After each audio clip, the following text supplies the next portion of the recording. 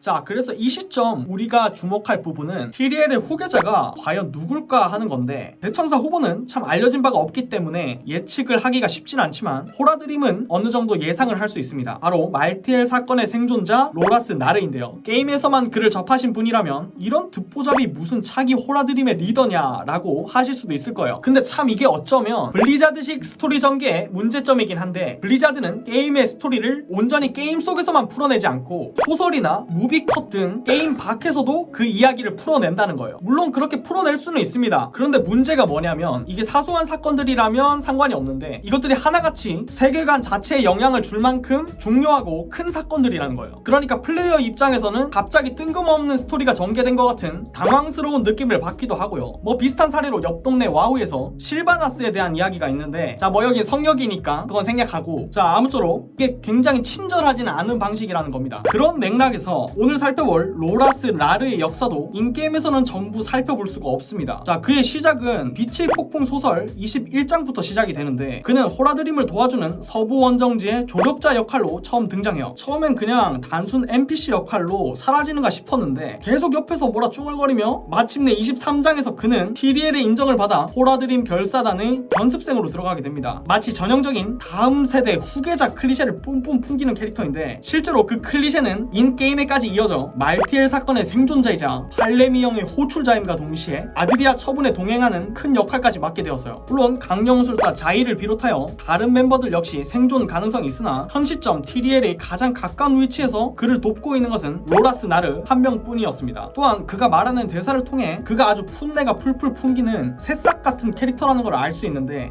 게임의 종반부에 굳이 이런 대놓고 다음 세대를 암시하는 캐릭터를 등장시킨 이유가 분명히 있겠죠. 같은 맥락에서 대장장이 히드리그의 후계자로 예상되는 브라이센 역시 디아블로4에서 로라스와 비슷한 포지션으로 그가 등장하지 않을까 예상이 됩니다. 자, 추가로 5막 이후부터 적들을 처치하면 얻을 수 있는 일지가 거의 대부분 로라스의 일지인데, 이를 통해 사실상 데커드 케인과 티리엘의 포지션을 로라스가 그대로 계승하지 않을까 합니다.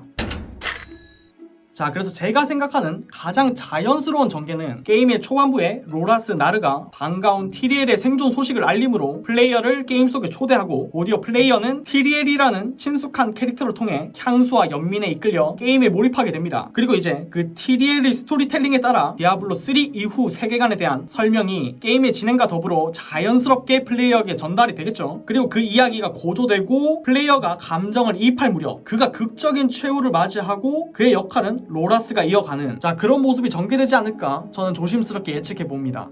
그리고 사실 로라스 나르라는 캐릭터가 아직 익숙치 않은 유저들도 많기 때문에 이야기의 초반부터 티리엘 죽었음, 이제 로라스가 네 상관임 하며 스토리를 짜는 것보단 이런 점진적인 전개 방식이 스토리텔링에 있어서도 훨씬 더 안정적인 접근 방식이 아닐까 싶어요.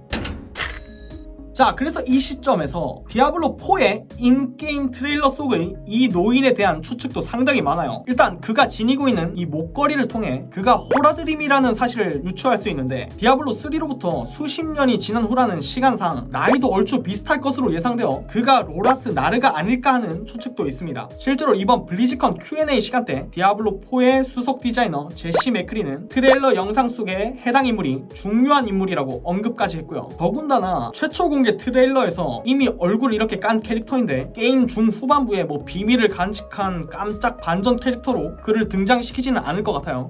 자, 뭐 여하튼 이번 영상은 제 내피셜 비중이 좀 많습니다. 그렇기 때문에 이거 다 틀릴 수도 있어요. 자, 그래서 이건 어디까지나 재미로 봐주시면 좋을 것 같고, 아무튼 이번 영상은 여기까지입니다. 진짜 별거 없죠? 아시다시피 덕큐TV 구독은 무료입니다. 그럼 말티엘과 함께 지혜로운 하루 보내세요. 큐!